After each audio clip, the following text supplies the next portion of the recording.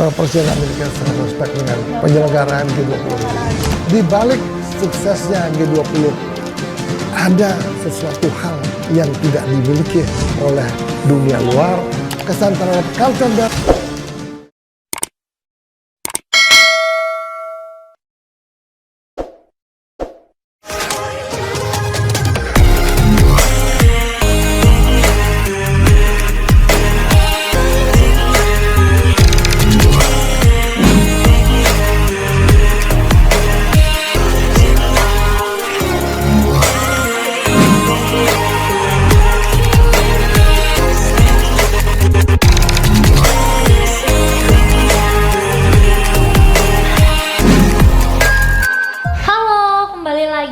channel Mister Puisi. Nah, kita akan berbincang-bincang kembali bersama Mister Puisi. Sekarang kita hostnya berdua ya. Iya. Udah nggak sendiri lagi sekarang. Oke, jadi kita akan membahas apa ya kali ini, Sri ya? Nah, oke. Jadi pembahasan kita kali ini itu adalah terkait dengan suksesnya G20 yang telah terlaksana kemarin. Nah, kayak gitu.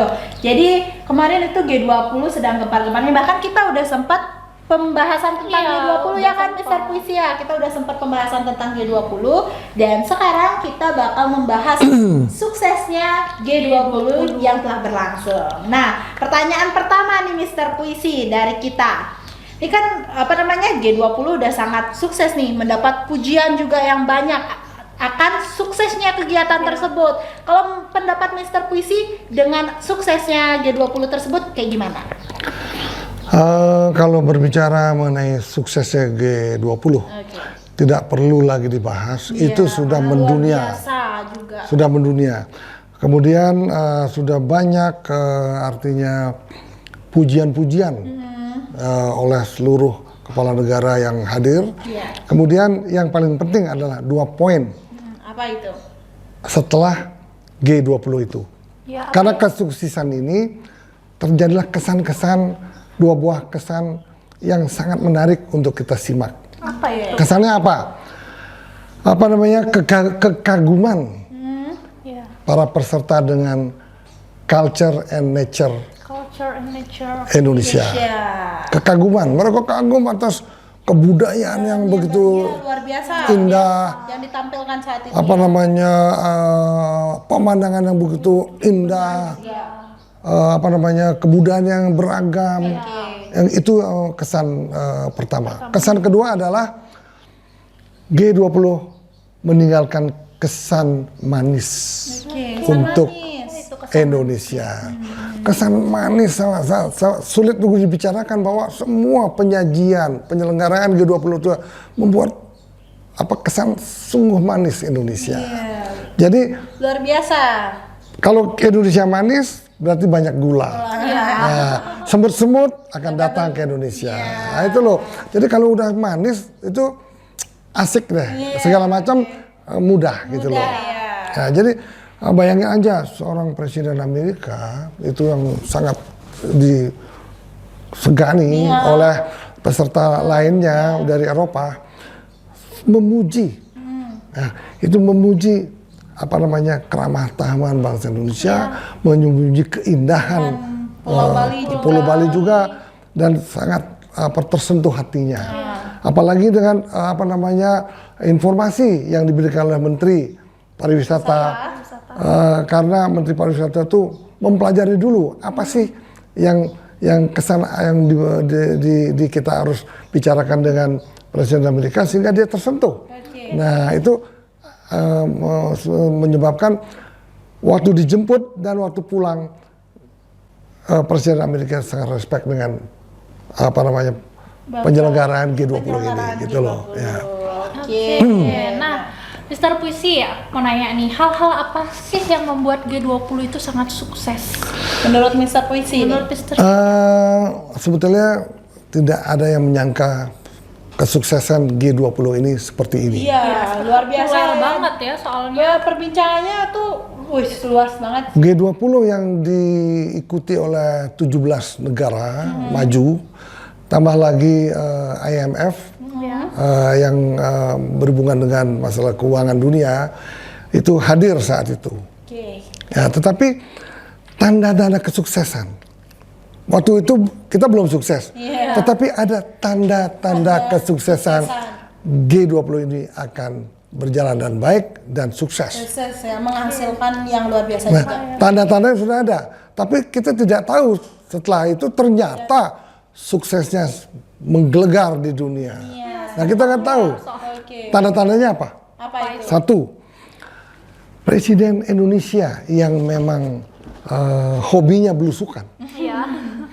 Sampai dia sebelum akan diadakan G20 ini, dia belusukan ke Rusia sama ke Ukraina. Oke, ya. Bayangkan saja, kalau bukan presiden yang berani, tidak mungkin meng-approach presiden Rusia dan Ukraina sehingga berdamai dan sehingga mau datang ke G20 dengan cara mengunjungi Rusia dan Ukraina yang saat itu adalah perang sangat berkecamuk, sangat dahsyat. Lagi ada perang ya. Nah, sampai hari ini juga masih perang. Masih perang. Nah, Iya.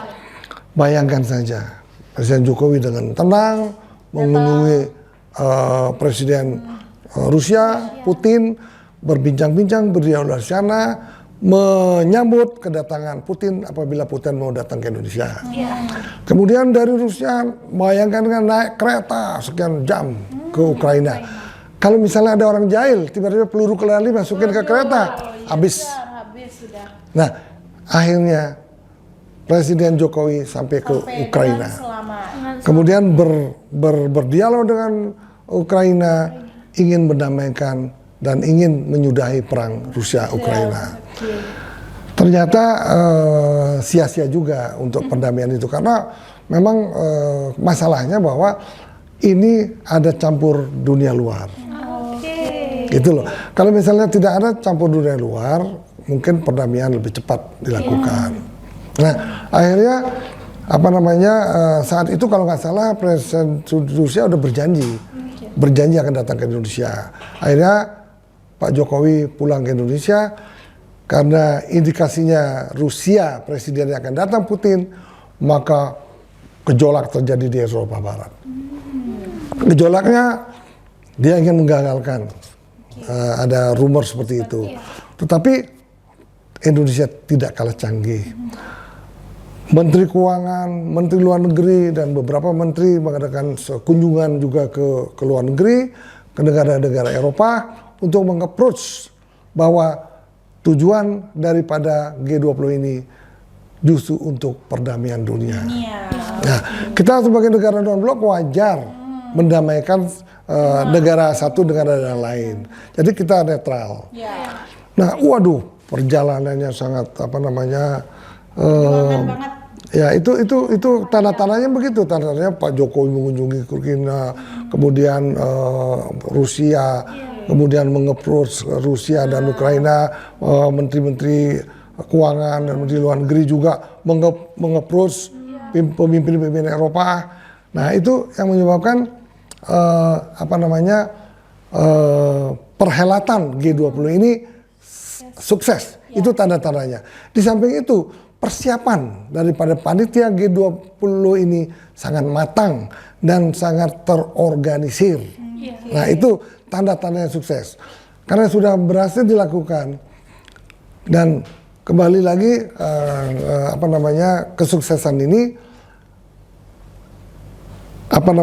sebetulnya terjadi kesuksesannya justru karena Presiden Putin tidak hadir dan hanya diwakili oleh Perdana Menterinya. Jadi, nah kalau hadir mungkin bisa walk out dan lain-lain. Nah itulah tanda-tanda suksesnya ini sudah ada. Kemudian semua dapat diselesaikan dengan baik. G20 dapat berlancar dengan baik sehingga suksesnya sangat luar biasa. Nah itu tanda-tandanya,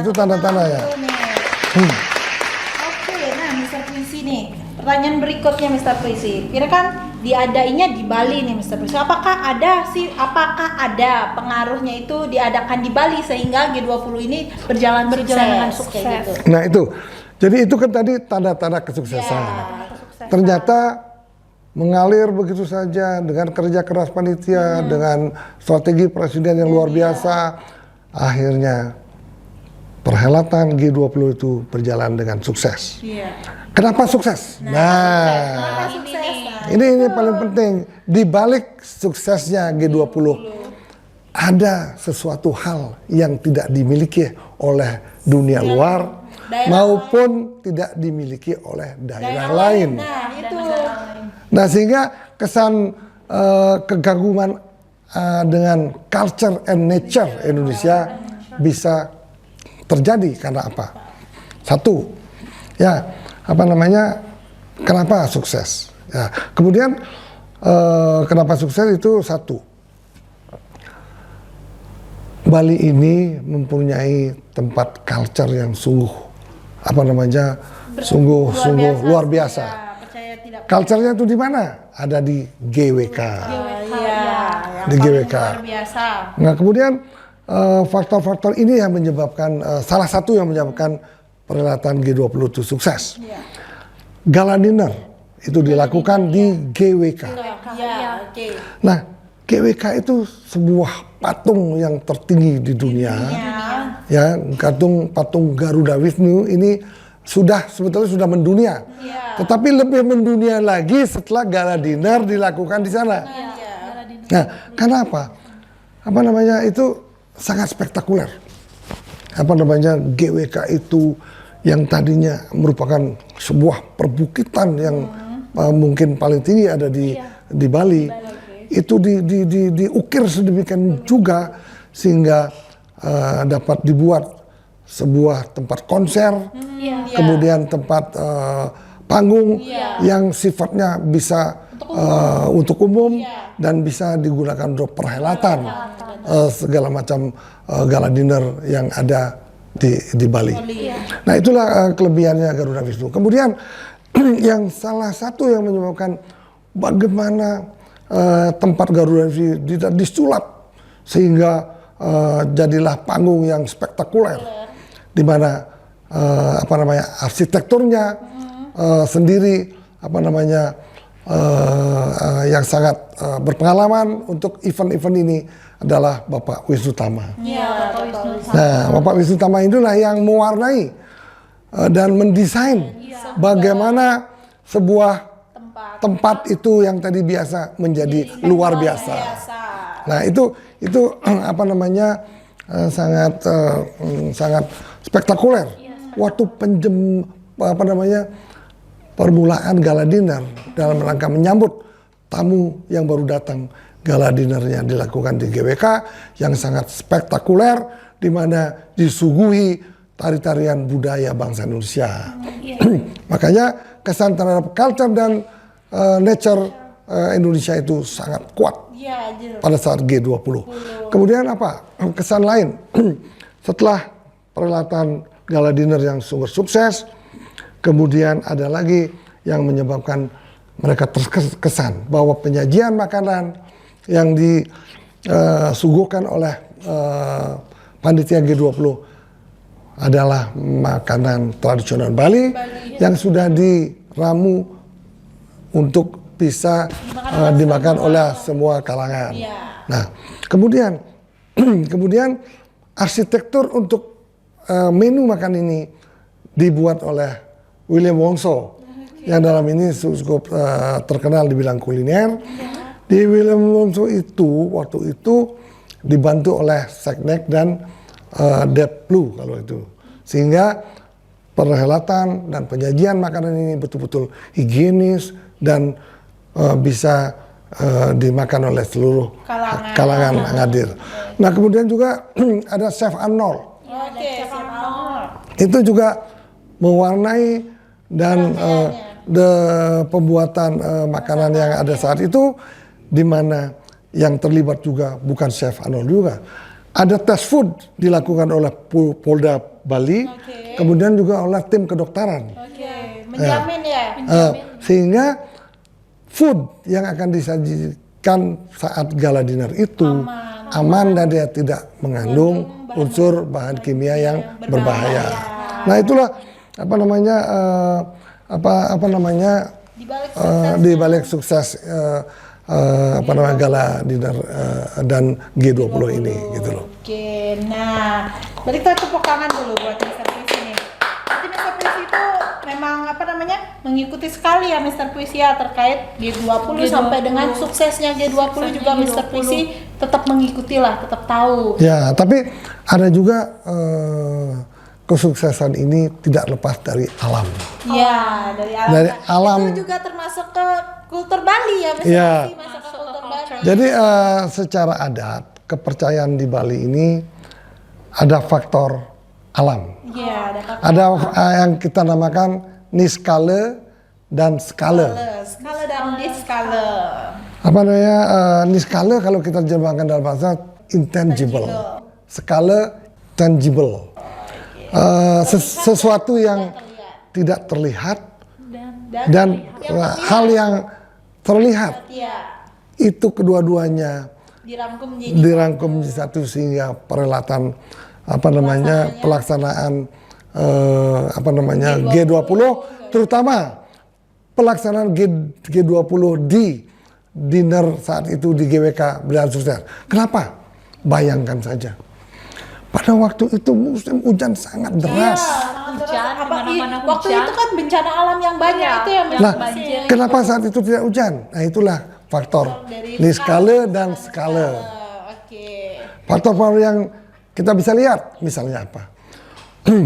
Terjadi kolaborasi, terjadi doa-doa secara adat Bali sebelum upacara besar-besaran. Kemudian terjadi apa namanya pawang hujan yang datang, dan satu lagi itu budaya. Ada teknologi modern juga dilakukan dengan laser, segala macam laser. Nah, perpaduan niskale dan skale ini membuat gala dinner itu sukses. Tanpa ada satu butir air pun yang jatuh di sana. Padahal daerah lain hujan waktu itu ya, tapi itu luar bagusnya biasa. di sana nggak hujan. Nah, kenapa nggak hujan? Skalanya yang membantu kita.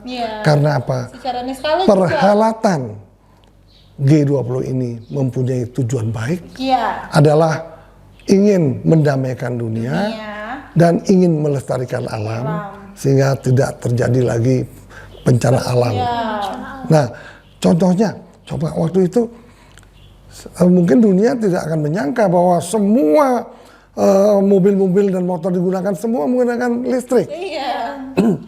Semua menggunakan listrik. Nah, itu mereka mungkin nggak tahu. Nah, kemudian yang sangat penting lagi, Indonesia di Pulau Bali ini menyiapkan suatu tempat untuk persemaian bibit untuk mangrove ini. Nah, itu nggak terpikir oleh dunia bahwa di Bali ini ada persemaian mangrove ini di benua itu yang luasnya mungkin kalau nanti disemaikan ini 627 hektar. Nah, bibit-bibit mangrove inilah yang akan kita dikirim oleh pemerintah ke seluruh Indonesia. Bila perlu ke dunia luar. Nah, itu mereka sangat kaget. Ke penyajian G20 ini betul-betul sangat direncanakan. Kemudian infrastruktur Pulau Bali juga diperbaiki sehingga kesan terhadap Pulau Bali ini merupakan kota internasional yang patut dipuji untuk melakukan keadaan atau perhelatan dunia. Nah, jadi untuk yang terakhir nih Mr. Puisi, pertanyaan terakhir dari kita. Menurut Mr. Puisi, ada nggak sih tempat atau wilayah nih yang bisa dijadiin tempat peralatan lagi kalau seandainya G20 atau acara-acara besar dunia yang ada sangkut pautnya dengan Indonesia diadakan di Indonesia kembali? Menurut Mr. Puisi, di mana sih wilayah atau daerah atau tempat yang cocok untuk mengadakan acara tersebut? Jadi sudah jelas Bali menjadi poin utama, terutama saat ini Bali mempunyai kawasan wisata Nusa Dua yang sangat indah di dunia. Kemudian punya culture center di GWK. Dan sekarang ditambah lagi dengan fasilitas mangrove yang untuk apa namanya kegiatan ekonomi yang hijau. Ya. Nah kemudian di Bali ini sebetulnya ada satu tempat lagi yang bisa akan mengadakan perhelatan dunia. Di mana? Saat ini sudah dibangun di Kota Kelungkung. Oh iya. Jadi Kota Kelungkung ini yang tadinya hamparan larva yang mungkin luasnya ratusan hektar di sana, sekarang sudah diambil pasirnya, tinggal gundukan-gundukan yang tidak berharga. Nah untuk itu pemerintah Provinsi Bali sekarang menyiapkan pusat budaya baru di Kota Kelungkung. Nah dipindahkan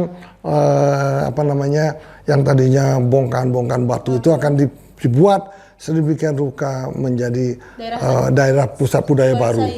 Nah apabila ini sudah selesai, maka akan ada daerah di Pulau Bali yang bisa untuk mengadakan perhelatan dunia ataupun konferensi-konferensi bertingkat dunia selain di Nusa Dua, bisa juga di Kelungkung. Nah itulah salah satu kehebatan alam Pulau Bali ini. Alam yang begitu hancur disulap menjadi kawasan yang luar biasa menjadi pusat budaya Bali. Nah, sehingga Bali pun akan mempunyai lebih terkenal. Setiap pojok tanah di Bali akan menjadi tempat pariwisata, sehingga devisa negara di masa yang akan datang akan lebih besar lagi di sektor pariwisata. Tapi saya juga mengusulkan jangan hanya Pulau Bali aja lah.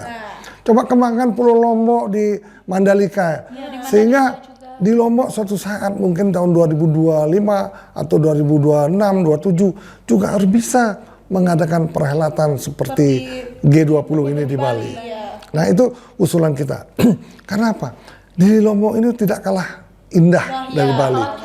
Budaya juga bagus. Karena hampir 30% itu ada juga budaya Bali di sana. Sehingga nanti suatu saat saya akan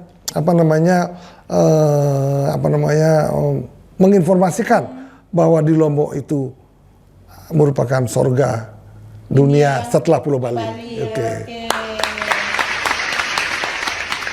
Oke, nah mungkin itu dulu pembahasan kita hari ini nih Mr. Puisi. Kita udah membahas tentang dibalik suksesnya G20.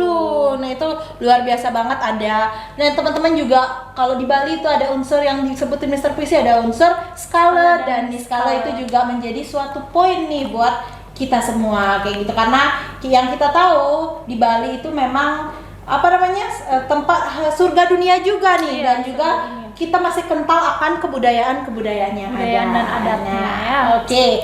Nah, mungkin itu dulu dari kita hari ini. Jadi terima kasih sudah menonton dan jangan lupa subscribe channel ini dan kita akan kembali lagi dengan podcast-podcast berikutnya.